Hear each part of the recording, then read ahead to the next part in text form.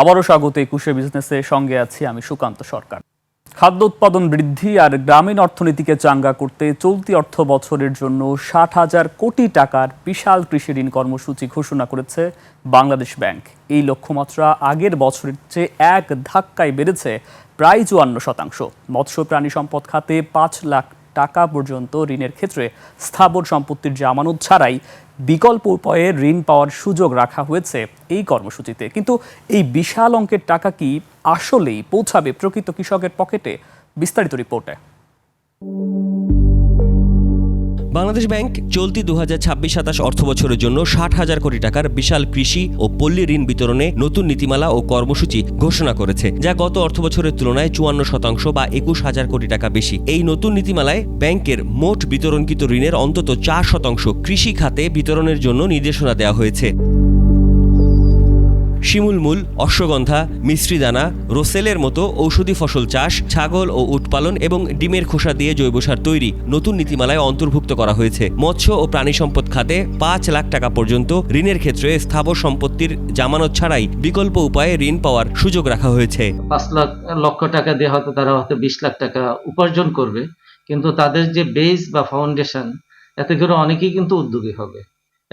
এখন কিন্তু ছোট ছোট পরীক্ষার মধ্যেও অনেকে মাছ চাষ করতেছে। কৃষক জনগোষ্ঠী আছে তাদের উপকৃত হওয়ার সরাসরি সম্ভাবনা আছে, বাট ইনডাইরেক্টলি কনজিউমার তথা দেশের সামগ্রিক যে পরিস্থিতি, বাজার পরিস্থিতি, সেটিও স্থিতিশীল থাকবে বলে আমরা আশা করতে পারি। বিশাল ঘোষণার বিপরীতে হতাশার চিত্রও রয়েছে অতীতের লুটপাটের হাতছানি। কেন্দ্রীয় ব্যাংকের সর্বশেষ তথ্য বলছে, বর্তমানে কৃষি খাতে খেলাপি ঋণের হার মোট বিতরণকৃত ঋণের ৩১.৫৩%। এক বছরে খেলাপি ঋণ বেড়েছে প্রায় ৩ গুণ। যদিও নতুন কৃষি ঋণ কর্মসূচিতে ভুয়া ঋণ রোধ করতে স্থানীয় কৃষি কর্মকর্তা ও সরকারি কৃষক কার্ড দিয়ে তথ্য যাচাইয়ের ব্যবস্থা করা হয়েছে।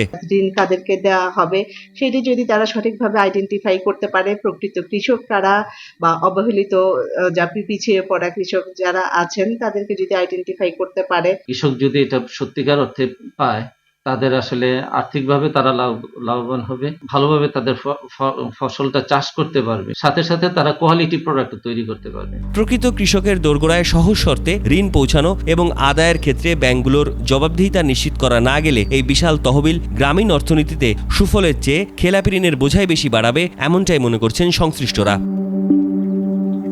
সাদাত হাবিবি সেতু, ২১ টেলিভিশন, ঢাকা। প্রতিবেশী ভারতে অর্থ বছরের অর্থনৈতিক ক্যালেন্ডারের সাথে মিলে যাচ্ছে দেশের অর্থ বছরের সূচনা। দীর্ঘ ৬৬ বছরের জুলাই-জুন চক্রের অবসান ঘটিয়ে ২০২৮ সাল থেকে এপ্রিল-মার্চ নতুন চক্রে প্রবেশ করছে দেশের অর্থনীতি। ২০২৬-২৭ অর্থ বছরের পর ২০২৭ সালের জুলাই থেকে মাত্র ৯ মাসের একটি অন্তর্বর্তীকালীন ধাপ পার করে কার্যকর হবে এই সিদ্ধান্ত। বর্ষাকালের ভোগান্তি এড়াতে এবং বড় বড় অর্থনীতির দেশের সাথে তাল মেলাতেই সরকারের এই পরিকল্পনা। সাদাত হাবিবি সেতুর আরও একটি রিপোর্ট। ১৯৬০ সালের আগে এই জনপদে ব্রিটিশ আমল থেকেই অর্থবছর শুরু হতো ১ এপ্রিল, কিন্তু তৎকালীন পাকিস্তান সামরিক জান্তা আইয়ুব খান তা বদলে করেন জুলাই-জুন। স্বাধীনতার পর ৫.৫ দশক পার হলেও সেই ঔপনিবেশিক এবং পাকিস্তান আমলের নিয়মেই চলছে বাংলাদেশের অর্থনীতি। অবশেষে ২০২৬ সালের আগস্টে সেই বৃত্ত ভাঙার চূড়ান্ত সিদ্ধান্ত নিল বর্তমান মন্ত্রিসভা।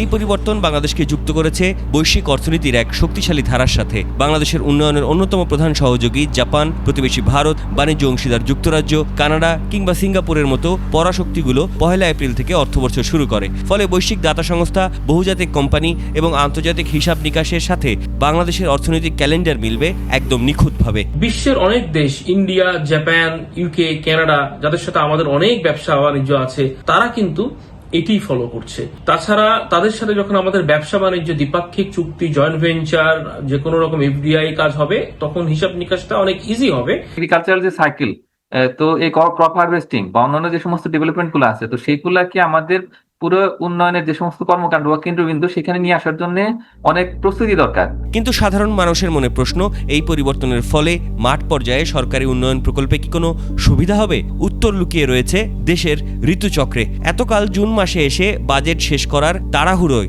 বর্ষার মাঝেই চলতো রাস্তাঘাট খোঁড়াখুড়ি, কাজের মান হতো নিম্নমুখী, বাড়ত দুর্নীতি ও জনগণের ভোগান্তি। এপ্রিল মার্চ চক্র হলে সরকারের অর্থছাড় ও প্রকল্প বাস্তবায়নের কৌশল পুরোপুরি বদলে যাবে, যে কৌশল কাজে লাগিয়ে সুবিধা পাচ্ছে প্রতিবেশী রাষ্ট্র ভারত। এই যে পরিবর্তন, সেটার সঙ্গে সঙ্গে কিন্তু যে মানি ট্রান্সফার, যে বাজেট অ্যালোকেশন যেটা হচ্ছে, যে তার যে ডিসবার্সমেন্ট, তো সেটাও কিন্তু জড়িত। এবং এই উন্নয়ন কাজগুলো যদি এই এপ্রিল মাস থেকে শুরু হয়, তাহলে সেক্ষেত্রে প্রথম 3-4 মাসের মধ্যে এই প্রকল্পগুলো অনেকটাই অগ্রগতি হবে।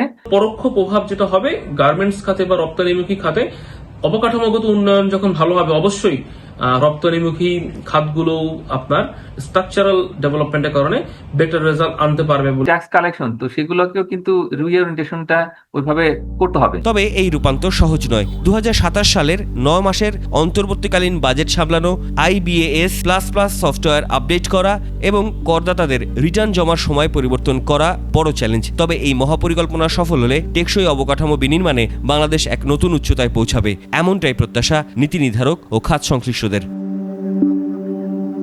সাদাত হাবিবি সেতু, 21 টেলিভিশন, ঢাকা। শেয়ার বাজারে নতুন মার্জিন ঋণ বিধিমালা চূড়ান্ত করেছে Bangladesh securities and exchange commission BSEC। গত সন্ধ্যায় সংশোধিত মার্জিন বিধিমালার গ্যাজেট প্রকাশ হয়েছে, ফলে আজ থেকে কার্যকর হয়েছে নতুন মার্জিন বিধিমালা। নতুন বিধিমালায় গ্রাহকের অ্যাকাউন্টে ন্যূনতম 3 লাখ টাকা বিনিয়োগ না থাকলে ঋণ মিলবে না। মার্জিন ঋণের সর্বোচ্চ অনুপাত হবে 1:1। এতে জীবন বীমা ছাড়া অন্য সব খাতের শেয়ারে ঋণের মাপকাঠি হিসাবে মূল্য আয়ের অনুপাত বা PE রেশিও 40 নির্ধারণ করা হয়েছে। বিধিমালায় সাধারণ বিনিয়োগকারীদের জন্য মার্জিন কল ও শেয়ার বিক্রির ক্ষেত্রেও নতুন সীমা নির্ধারণ করা হয়েছে। কোনো গ্রাহকের ইকুইটি 50%-এর নিচে নামলে হাউস থেকে আগাম নোটিশ পাঠাতে হবে। এরপর ইকুইটি 25%-এর নিচে নামলে নোটিশ ছাড়াই শেয়ার বিক্রি করা যাবে, তবে শেয়ার বিক্রির বিষয়ে গ্রাহককে জানাতে হবে।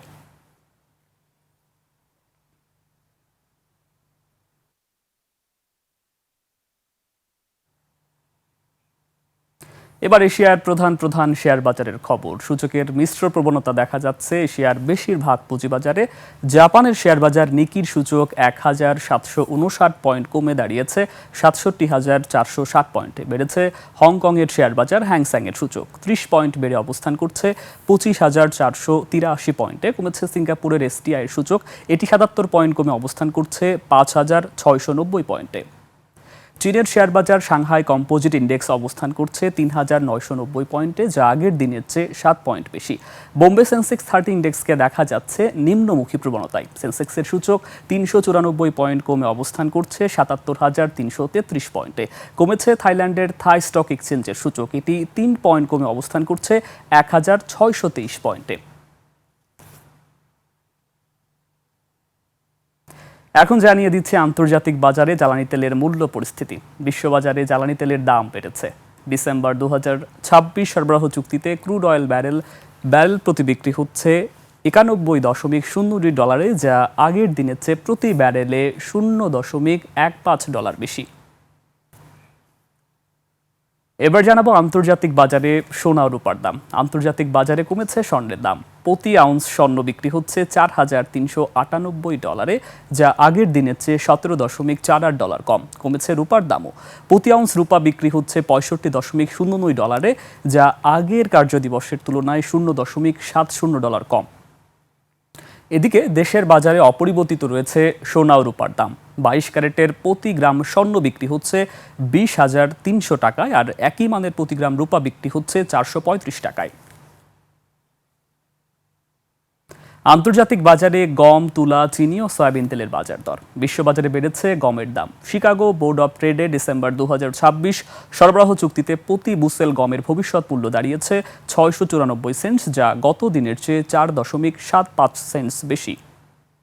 আন্তর্জাতিক বাজারে তুলার দাম বেড়েছে। ডিসেম্বর 2026 সরবরাহ চুক্তি অনুযায়ী প্রতি পাউন্ড তুলার মূল্য দাঁড়িয়েছে 85.65 সেন্টস, যা গত দিনের চেয়ে 0.17 সেন্টস বেশি। বিশ্ববাজারে বেড়েছে চিনির দাম। অক্টোবর 2026 সরবরাহ চুক্তি অনুযায়ী প্রতি পাউন্ড নাম্বার 11 চিনির মূল্য এখন 16.97 সেন্টস, যা এর আগের কার্যদিবসের চেয়ে 0.10 সেন্টস বেশি। বিশ্ববাজারে বেড়েছে সয়াবিন তেলের দাম। ডিসেম্বর 2026 সরবরাহ চুক্তি অনুযায়ী প্রতি পাউন্ড সয়াবিন তেলের মূল্য এখন 70.94 সেন্টস, যা এর আগের কার্যদিবসের চেয়ে 0.12 সেন্টস কম।